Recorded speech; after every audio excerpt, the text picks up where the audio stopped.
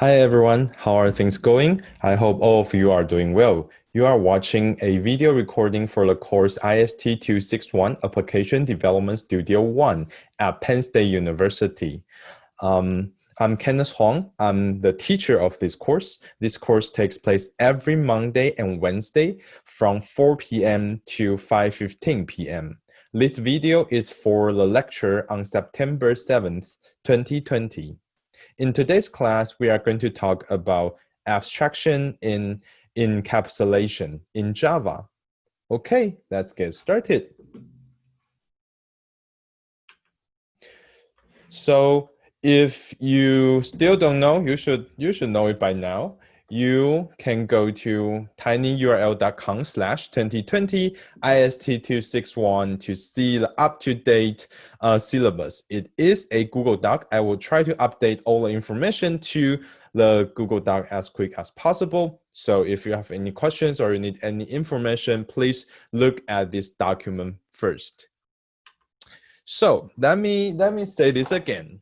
Our course is designed that every lecture will be pre-recorded, and every Monday and Wednesday I will release the video before 4 p.m. and I will send email to you. And between 4 p.m. to 4:30, we don't really have a required activity. Basically, you can use this 30 minutes to watch the video. And if you have any question, I will host a in-class office hour between 4:30 p.m. to 5:30 p.m. And in addition to that, we have two TAs, and each of them will host 1 hour office hour. Cha-Cha's office hour is on Tuesday morning, and Hua's TA hour is on Wednesday in the afternoon. So these are all the TA hours you can go to ask any questions. So I hope at this point, all of you can kind of understand how we will deliver this course. Some of you asked question about how to upload a video of for assignment 1, and it's pretty easy. Basically, you need to upload the Java file, one single Java file to Canvas, but please do not upload the video to Canvas. You can only upload the Java file. And you will need to upload the video to anywhere like YouTube, or I believe Zoom will provide you a URL. You will need to upload the video to anywhere that can give you a URL.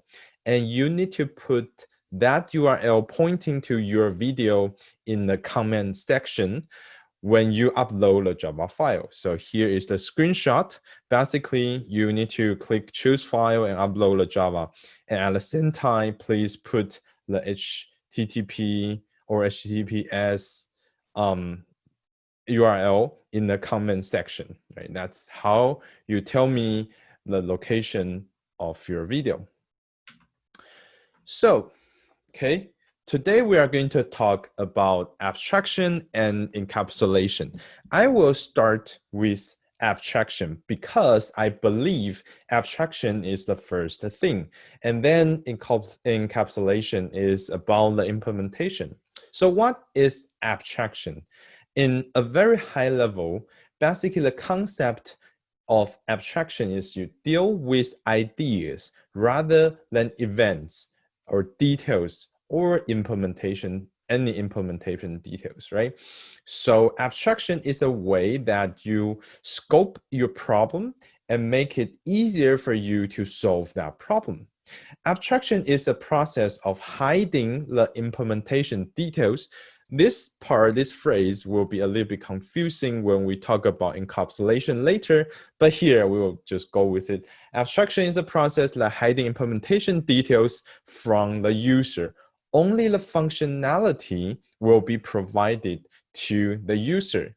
In other words, the user will have the information on what the object does instead of how it does it, right? It still sounds a little bit vague. Let's take a look at a video.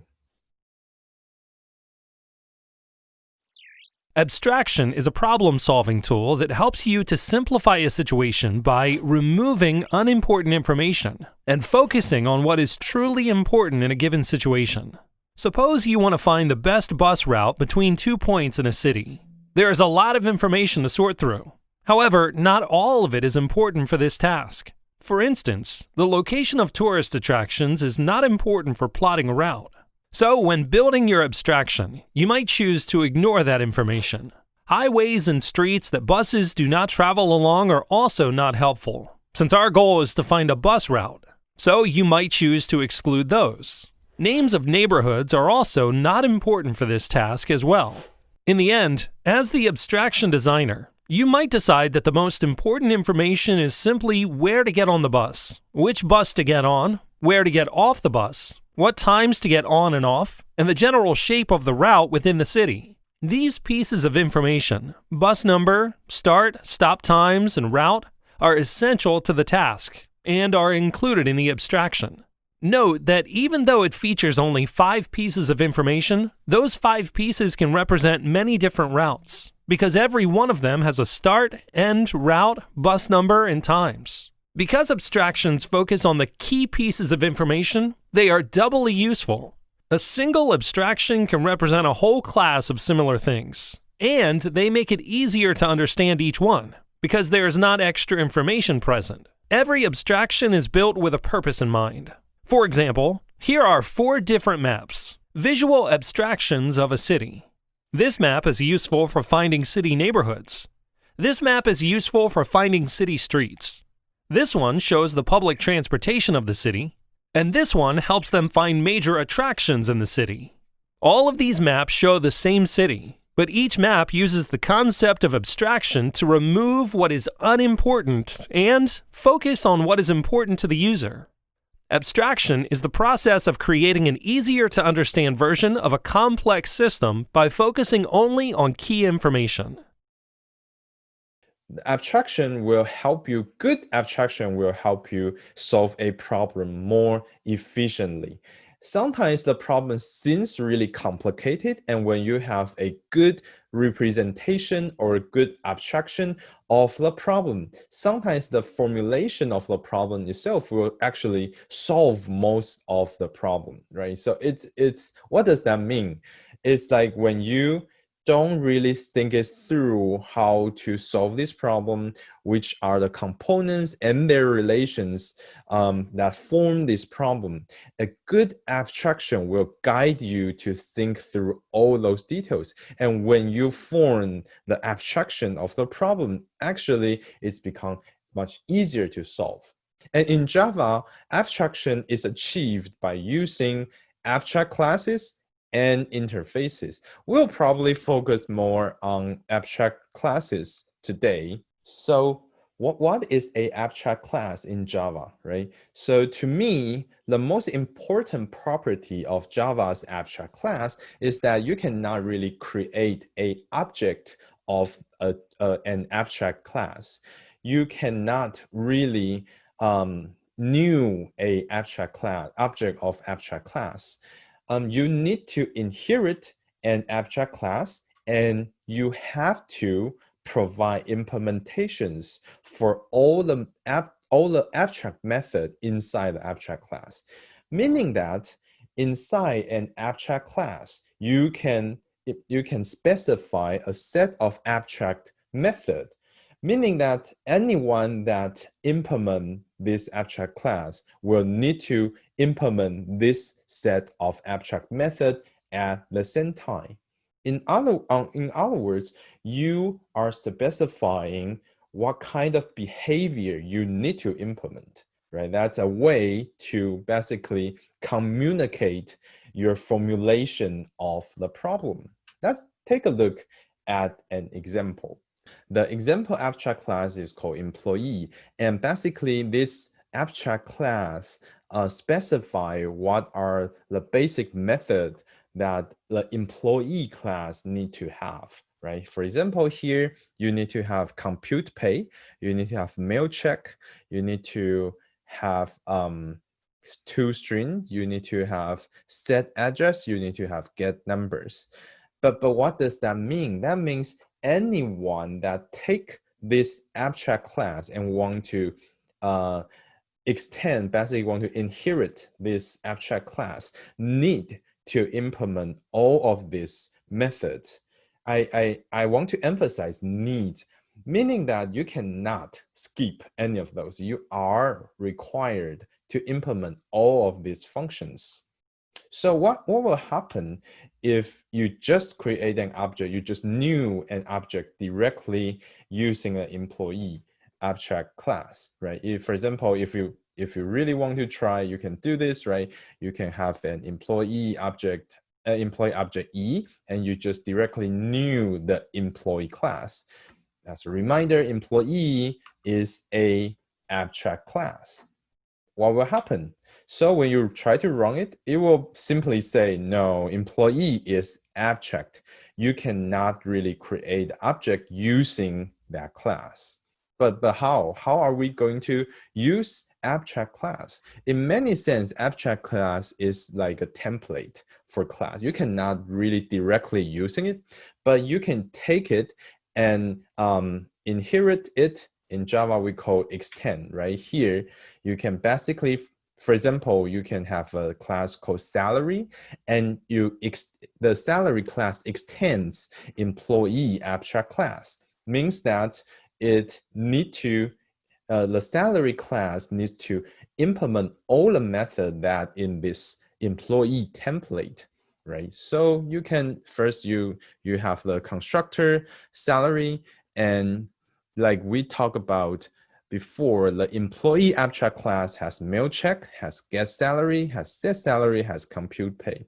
So you are basically required to implement this set of method that's specified by the abstract class. If again, you can think about abstract class as a template. You take that template and basically follow all the rules specified by that template.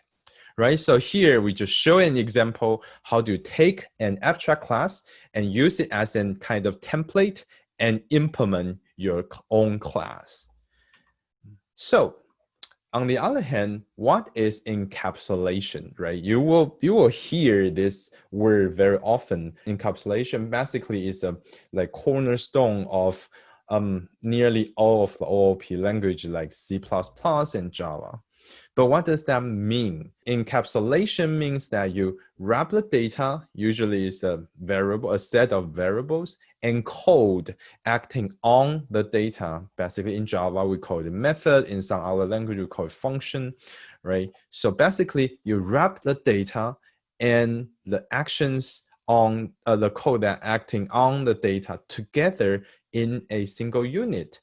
And the important thing is that you control the access to this data and method, meaning that some people like outside this object, outside this unit you created, maybe they can still access the data inside this unit, but they need to do that through your method. It's almost like you have a warehouse, right? And you have all the items stored in the warehouse, and you have a set of machines that operate or organize or clean this set of items. And other people can still access to these items, but they need to use your machines. They don't have other ways to touch these items. They need to call your method to access to certain variable. Right? That's the concept of encapsulation. So encapsulation, the variables of a class will be hidden from other classes and can be accessed only through the methods of their current class. It is also known as data hiding. And that's why sometimes encapsulation can be confused with the concept of abstraction, because in some level, they both try to hide some information. They try to hide implementation, and they also both try to hide the data. And I will talk about the differences at the end of today's lecture. So let's take a look at this video. Encapsulation in programming is really important to understand because it's going to make your code much safer to execute. Now, let's say you have some kind of variable. You have a bunch of code wrapped up in a function. Now, you can imagine if these were available to all of the software running in your program, all of the various functions and loops and things. And then imagine you came along and you forgot that your variable was called I, and you used I in here. Well, these two things would start to interfere, and you'd get all kinds of weird, almost untraceable bugs. So this is where encapsulation stops this kind of behavior. And how it does that is primarily by wrapping these things up inside classes, which you should be familiar with by now. So in our class, we have a bunch of variables, and we have a bunch of functions or methods. And all of these items we can make private. And what does private mean? Well, private means that some other class, function, variable, doesn't matter what, cannot access these directly unless I make some of these public, or I allow the functions to change the variables themselves inside of that class or the instance of that class. So that means in practice, when you have I in a class, some other class can use I, and never shall the two be confused. They are completely different. And encapsulation also actually happens inside of classes themselves. So if I had a function like this, and I used I inside of it, and then I had another function, which I'll call j, and I used I equal to naught in there, these two would have no idea that the other one existed. And this is called scoping, in a way. It means that this I is only available to this function, and likewise with this I.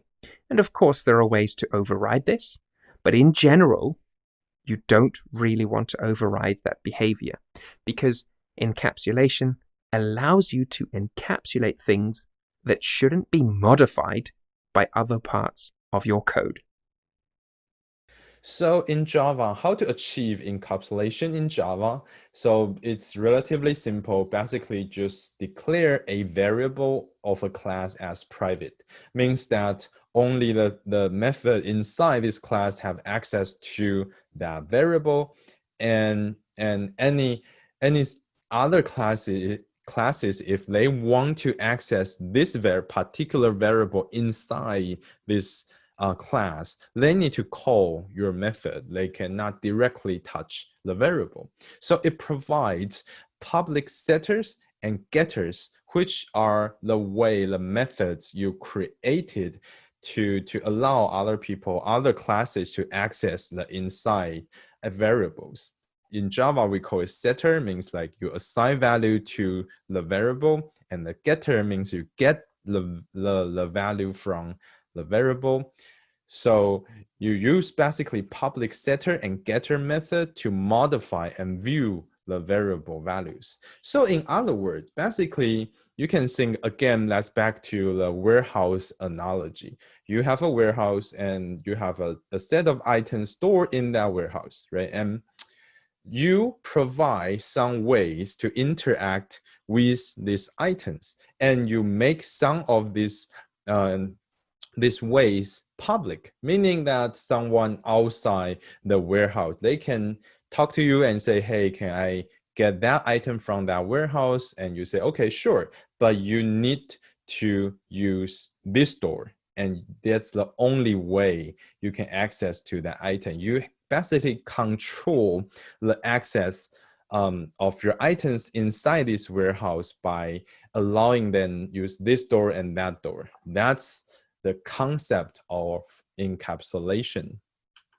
So here is an simple example, right? So basically, you create a class, and you have a set of private variables. Here you have a private string name, and you have a private string ID number, and you have private integer age.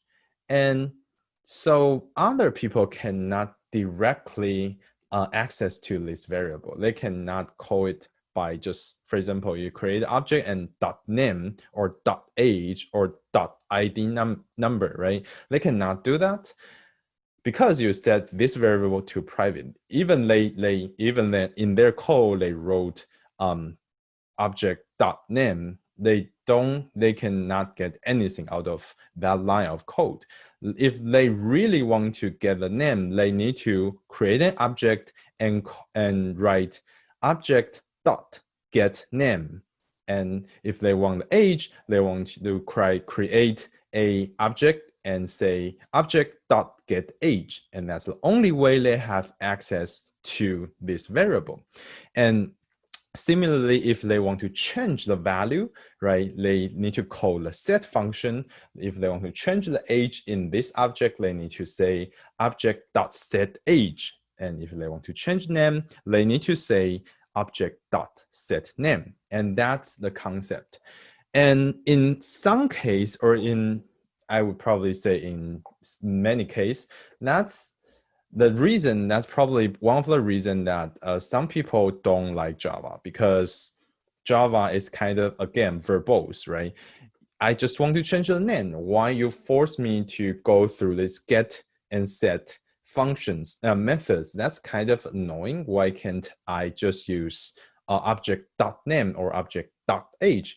Actually, first, you can, if you change this private to public, you can have public variables. However, it is a bad practice, because that's basically break the expectation or the common practice of OOP programming.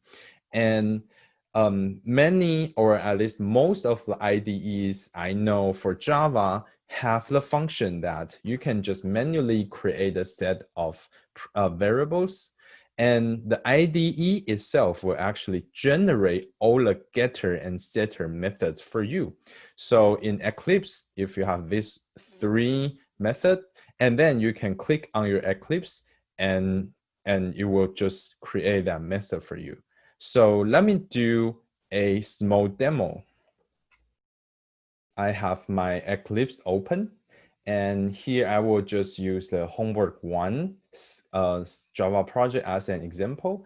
And here I will just create a new class, and it's simply called example class, right? And I don't need a main method, so I will just finish, meaning that the Eclipse will create this example class for me.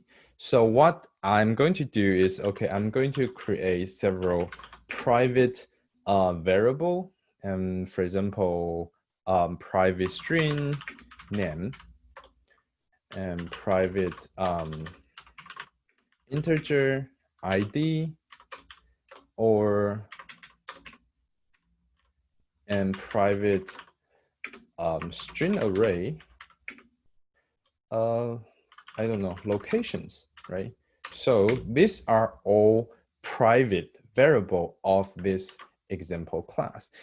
When in Eclipse, you can click source, right? And you can scroll down to here, and it has the function generate getter and setters. When you click it, it will actually ask you, so which variable you want to create getter and setters for. And for example, I can click ID and names, right? And if you just want other people to get location but not change the location value, you can just click it here. Like you can just generate get location method. So once you finish, you can just click generate, right? Like I said, Eclipse will actually generate the getter and setters for you. It's relatively easy. People still argue that, wow, these are a lot of code and a lot of function. This will be very hard to maintain at some point when you have too many variables, which are arguably true. But however, the IDE try its best to help you to save some work. Right? That's the benefit of knowing what your IDE can do. That's back to this example, right? You have a set of private variable and you have a set of setters and getters. So if you want to access those private variables from outside world, namely from other classes, the way you do it is basically you create an object and you call the setter and getter. And here it calls .set name, .set age, or .set ID number. So you can access the internal variable. That's how you do it in Java. So what's the benefit of encapsulation? Again, I would say this is probably sometimes very annoying, but the benefit of encapsulation is that the fields of a class can be made read-only or write-only. Namely, you can only provide a getter or setter, or none of them if you don't want to, right? So you can control the access, and you can have a very good control about access of your variables. And that's a very good property to have, because when your code growing larger and larger and become more and more complicated, it will be harder and harder to maintain. So sometimes if you forget to set some variable to private, it will kind of cause some problem later, because someone somewhere will probably access to this variable, even it's by accident, right? And for example, when you want the value of something and if you cannot guarantee the value is correct, because in the middle, maybe someone else changed the value, right? And you don't have any way to track that change. That's bad. And the other benefit is that a class can have total control over what is stored in its field. Again, similarly, because you have a very strict control about the read and the write of your variable, you actually know what's going on inside your variable. And that's guarantee many good property in programming, and it gives you better security when you collaborate with people. Other people don't access to your data structure or data by accident. So that's the benefit. So finally, I want to talk about the difference between abstract and encapsulation. In some sense, both of them try to hide something from the developer, right? And abstraction kind of want to hide complexity by giving you more abstract picture. And encapsulation hide internal working, so you don't really know how something was implemented. If you don't think it through, they are pretty similar. But I want to say they are actually very, very different. So abstraction is a problem-solving strategy. When you look at a problem, you try to come up with certain type of abstraction, and then you use that abstraction to solve the problem. And encapsulation focuses a lot more on the implementation. It's a kind of defensive thinking about implementation. You try your best to hide the items in your warehouse. You try your best to hide the variables inside your class so that you have a strict control about access to these variables. If people want to get something, change something inside your warehouse, they can only use this door and that door, so that you can take a closer look at that door. You can just stare at that door, right? And when someone come in or someone asks you to do something, they will always come through that door. So you can keep track of many things, and you can decide when to say no. And if you don't set your variable to private, meaning that the door is public, many people from other classes, they can just come in without telling you, and they can just come in to your warehouse and touch or change or damage your items without you knowing those things happen, right? So that's a kind of different, a little bit different concept. So to wrap up, abstraction hides details at the design level. So you need to think through your abstraction when you look at the problem, and you need to use abstraction to design your solutions. And encapsulations focuses on implementation. Okay, I have this set of items. I am going to put this item inside my warehouse. How should I put them?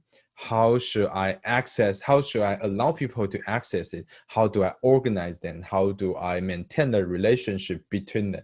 That's more like a lower level detailed implementation thing, right? So you want to hide those details from other people. Other people just need to know, this is a warehouse and I can do X and Y and Z in that warehouse. So that's a big difference between abstraction and encapsulation. That concludes today's course. I hope all of you staying well and staying safe. Please wear masks. Thank you very much.